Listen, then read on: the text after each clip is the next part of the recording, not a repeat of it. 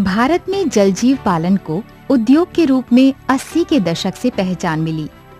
उस समय नव उद्यमियों ने कार्प्स, कैटफिश और प्रॉन का बड़े पैमाने पर उत्पादन करना शुरू किया। मछली के शौकीन लोगों के लिए कैटफिश मछलियों से तैयार व्यंजनों का खासा महत्व है, लेकिन इसके बावजूद देश में कैटफिश पालन की पद्धतियां आज तक स्थापित नहीं की जा सकी हैं। इसी क्रम में भारत सरकार द्वारा भी हाल ही में कैटफिश पालन को राष्ट्रीय प्राथमिकता के विषयों की सूची में शामिल किया गया और इनके पालन की पद्धतियों में बदलाव लाने पर बल दिया गया। भारत और इसके पड़ोसी देशों में कैटफिश की खुली हवा में सांस लेने वाली विशेष प्रजाति क्लैरियस बट्राकस की अच्छी खासी मांग है। इसको मागुर के नाम से भी जाना जाता है। बाजार में अधिक कीमत मिलने, बेहतर स्वाद और औषधीय महत्व के कारण इसके निर्यात की असीम संभावनाएं हैं।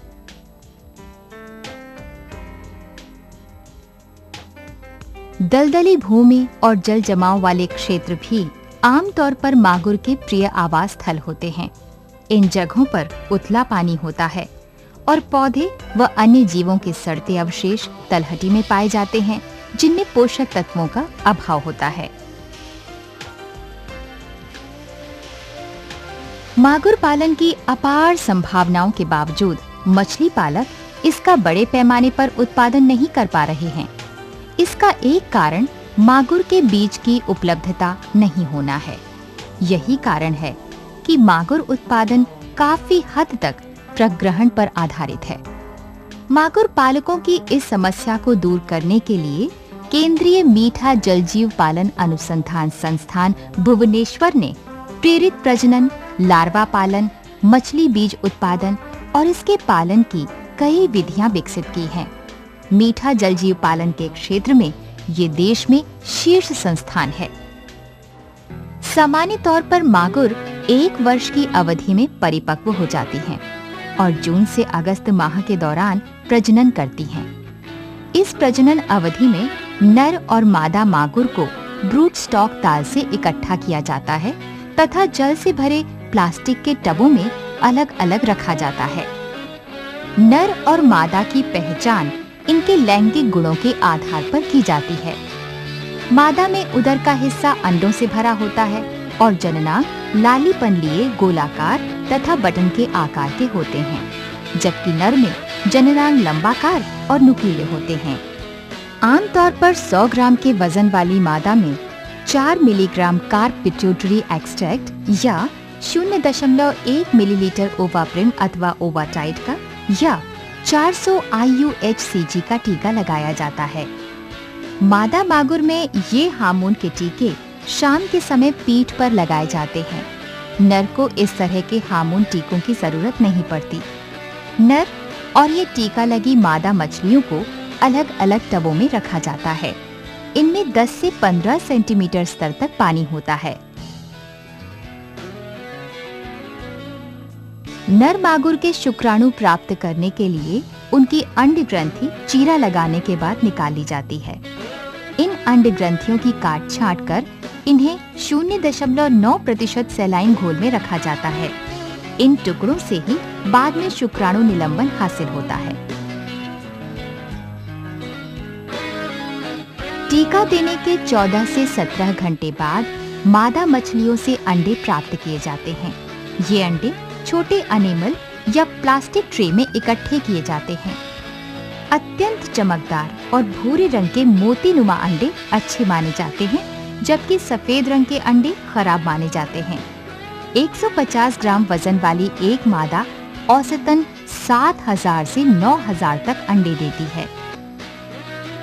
इसके बाद इन अंडों पर शुक्राणु निलंबन डाला जाता है और पंख की सहायता से इसे मिलाया जाता है। इन शुक्राणुओं को गतिशील बनाने के लिए थोड़ा सा पानी भी डाला जाता है। इसके बाद इन निषेचित अंडों को अच्छी तरह धोने के बाद हैचरी के माध्यम से जल प्रवाह में डाल दिया जाता है। ये अंडे चिपचिपे से होते हैं और टबों में चिपके रहते हैं। हैचरी में जल प्रवाह की प्रणाली इस संस्थान में विकसित की गई है। इसमें सीमेंट से बना एक प्लेटफॉर्म होता है और उस पर 12 सेंटीमीटर व्यास और 6 सेंटीमीटर ऊंचाई के कई टब रखे होते हैं। इन सभी टबों में जल प्रवाह की व्यवस्था होती। थोड़ी ऊंचाई पर रखी गई पानी की टंकी से इन सभी टबों तक पानी पहुंचाने की व्यवस्था होती है। प्रत्येक टब में लगभग 4 सेंटीमीटर की ऊंचाई पर जल निकासी का प्रावधान होता है। इन टबों में निषेचित अंडों को समान संख्या में रख दिया जाता है। इस संस्थान में बड़े पैमाने पर मछली पालन के लिए एक सुधरी हुई हैचरी प्रणाली भी विकसित की गई है। इस प्रणाली में 2 मीटर व्यास की एक गोलाकार टंकी होती है, जिसमें 15 सेंटीमीटर की ऊंचाई और 45 डिग्री के कोण पर पानी भरने का प्रावधान होता है। इसमें हल्का जल प्रवाह निरंतर जारी रहता है। हैचिंग के लिए इसमें अंडे समान रूप से बिखेर कर डाले जाते हैं। इस प्रणाली में एक समय में 1 लाख तक निषेचित अंडे डाले जा सकते हैं। इसमें हैचिंग की दर 60 से 80% तक होती है। हैचिंग के बाद लार्वे इस टैंक की तली से निकाल लिए जाते हैं। हैचिंग के लिए आदर्श तापमान 27 से 30 डिग्री सेल्सियस होना चाहिए। हैचिंग या अंडों से शिशु मीन बनने की प्रक्रिया 24 से 26 घंटे की अवधि में पूरी हो जाती है। बाद में इन टबों को भली प्रकार से धोया जाता है ताकि लार्वों को अंडों के छिलकों से अलग किया जा सके। मागुर के लार्वों की लंबाई योक थैली के साथ लगभग 4 से 5 मिलीमीटर होती है। ये शिशु मीन टंकी में समान रूप से फैले होते हैं। चंद घंटों के बाद इन लार्वों में बेहद हल्की सी हलचल देखी जा सकती है।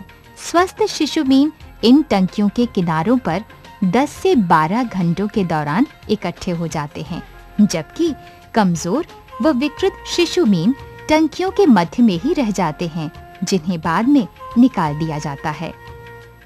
इंडोर मछली पालन की इस प्रक्रिया में गोलाकार अथवा आयताकार सीमेंट या फाइबर के पानी की टंकियों में लार्वों को 12 से 14 दिनों तक रखा जाता है।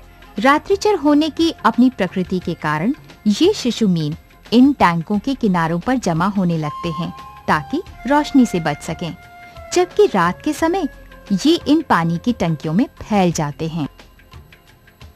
अत्यंत छोटे और कमजोर प्रकृति के इन लार्वों को जीवित रहने के लिए अच्छी परिस्थिति दी जानी जरूरी होती है। इसलिए इस प्रकार के बंद वातावरण में इनका पालन किया जाता है। इन लार्वों के पालन में जल गुणवत्ता प्रबंधन की महत्वपूर्ण भूमिका होती है। इन शिशु मीनों में हवा में सांस लेने की शुरुआत 10 से 11 दिनों बाद हो जाती है। इसलिए इन पानी की टंकियों में एयरेटर या अन्य देसी उपकरणों से ताजी वायु का प्रवाह बनाए रखना चाहिए। इन इंडोर टंकियों में लार्वों को 12 से 14 दिनों तक पाला जाता है। अच्छी वृद्धि और अधिक संख्या में इन्हें जीवित रखने के लिए प्रति वर्ग मीटर जगह में 2000 से 3000 लार्वे पाले जाते हैं।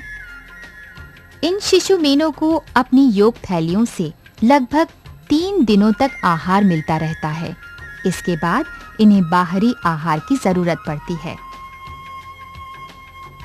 लार्वों को आहार के रूप में मिश्रित जूप्लैंक्टन या आर्टेमिया दिया जा सकता है। मिश्रित जूप्लैंक्टन इन लार्वों का पसंदीदा आहार है। ये जूप्लैंक्टन ताल तालाबों से हापा से एकत्रित किए जा सकते हैं। लार्वों को देने से पहले इन्हें भली प्रकार छान लेना चाहिए। इन टंकियों से मृत प्लैंक्टन, मल पदार्थ तथा आहार अवशेष निकालकर सफाई करते रहना चाहिए। इसके अलावा 70 से 80% पानी भी रोजाना बदलते रहना चाहिए। इंडोर पालन में पानी की खराब क्वालिटी और आहार की नियमित आपूर्ति नहीं होने से लार्वों की बड़ी संख्या में मृत्यु हो जाती है। लगभग 12 से 14 दिनों के बाद ये लार्वे 10 से 20 मिलीमीटर की लंबाई या 30 से 40 मिलीग्राम वजन के हो जाते हैं। अब इन्हें भली प्रकार से तैयार नर्सरी या खुले फिंगरलिंग या अंगुली मीन पालन टंकियों में छोड़ दिया जाता है। इन अंगुली मीनों के पालन के लिए छोटे आयताकार सीमेंट से बने हौज का इस्तेमाल किया जा सकता है। इनकी तली में 4 से 5 सेंटीमीटर तक मृदा होती है और 25 से 30 सेंटीमीटर की ऊंचाई तक पानी भरा होता है। कच्चा गोबर, सिंगल सुपरफास्फेट और मूंगफली की खली को सही तरह से मिलाकर इन मछली पालन हौजों में खाद के रूप में प्रयोग किया जाता है। इस खाद को दिए जाने के 2 से 3 दिन के बाद इन मागुर शिशुओं को टंकियों में छोड़ा जा सकता है। इन्हें छाया और आश्रय स्थल देने के लिए जलकुंभी जैसी तैरने वाली वनस्पतियां पानी में डाल दी जाती हैं। अब इन शिशु मछलियों को 250 से 300 की संख्या में प्रति वर्ग मीटर क्षेत्र में पाला जाता है। मछली का चूरा, धान की भूसी, मूंगफली की खली, सोयाबीन का चूर्ण, विटामिन, खनिज और तेल के मिश्रण से तैयार गोलियां इन्हें दिन में 2 बार नियमित तौर पर आहार के रूप में दी जाती हैं। इन्हें अनुकूल और बेहतर परिवेश देने के लिए टंकियों के पानी को लगातार बदलते रहना चाहिए। इन शिशु मछलियों की वृद्धि की नियमित अंतराल पर जांच करते रहना चाहिए। पानी में शैवाल की उत्पत्ति की संभावना हो सकती है। शैवाल को हापा की मदद से सतह से हटाते रहना चाहिए। इन शिशु मीनों को पक्षियों के शिकार से बचाने के लिए टंकियों को जाल से ढके रहना चाहिए। 3 महीने के पालन के बाद इनका वजन 10 ग्राम हो जाता है। इस आकार के ये शिशु मीन अब बड़े तालाबों में पालन के लिए उपयुक्त माने जाते हैं। मागुर पालन मिट्टी के तालाब, पत्थर या सीमेंट से बनी टंकियों में किया जाना चाहिए। अपने चंचल स्वभाव के कारण मागुर बरसात के मौसम में दूर निकल जाती हैं। इसलिए मागुर पालन वाले तालाबों में जालों की बाड़ लगा दी जाती है। मागुर पालन के लिए पानी से भरे धान के खेत भी उपयुक्त स्थान हो सकते हैं। इन जलाशयों में मत्स्य बीज डालने से पहले इनकी पूरी तरह से जांच की जाती है ताकि कोई दरार आदि ना हो। जलाशयों में प्रति हेक्टेयर 50,000 की दर से ये बीज डाले जाते हैं ताकि बाजार के अनुसार बड़े आकार की मछलियों का उत्पादन हो सके। मछलियों को उनके शरीर भार के 3 से 5% वजन के बराबर गोलीनुमा आहार दिया जाता है। ये आहार गोलियां जलाशय में जगह जगह रखी गई टोकरियों में रख दी जाती हैं। तालों के पानी की क्वालिटी सघन मछली पालन, आहार अवशेष और मल पदार्थों के जमाव से प्रायः खराब हो जाती है। इसलिए समय समय पर ताल के पानी को बदला जाना जरूरी होता है। मागुर मछलियां वायुमंडल से ही ऑक्सीजन लेती हैं, इसलिए ये पानी की सतह पर ज्यादा दिखाई पड़ती हैं। इस प्रवृत्ति का फायदा परभक्षी पक्षी खासकर उठाते हैं और इनका शिकार करने से चूकते नहीं हैं। इसलिए इन तालाबों को जालों से ढका जाना चाहिए। 7 से 8 महीने में ही ये मछलियां 100 से 120 ग्राम की हो जाती हैं। इनके प्रग्रहण के लिए तालाब के पानी को पूरी तरह से निकाल दिया जाता है और फिर एक एक मछली को हाथ से इकट्ठा किया जाता है। मागुर पालन की इस विधि को सही तरह से अपनाने से प्रति हेक्टेयर जलाशय से 3 से 4 टन तक उत्पादन किया जा सकता है। थाई मागुर के नाम से प्रचलित अफ्रीकी कैटफिश क्लैरियस गैरीपीनस को लेकर भारतीय मछली पालकों में आजकल काफी चिंता व्याप्त हो गई है। ये प्रजाति परभक्षी और मांसाहारी प्रकृति की है। इसका भारतीय जलधाराओं में प्रवेश देसी प्रजाति की मछलियों के अस्तित्व के लिए खतरा हो सकता है। इसके अलावा मछली पालक पारिस्थितिकी को पहुंचने वाले प्रतिकूल प्रभावों से भी अभी परिचित नहीं है। इसलिए थाई मागुर के पालन को बढ़ावा नहीं दिया जाना चाहिए।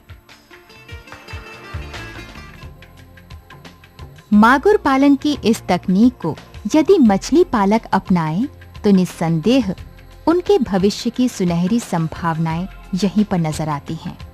इन्हीं उत्पादनशील मागुर मछली फार्मों में ही मौजूद है उनकी समृद्धता की कुंजी।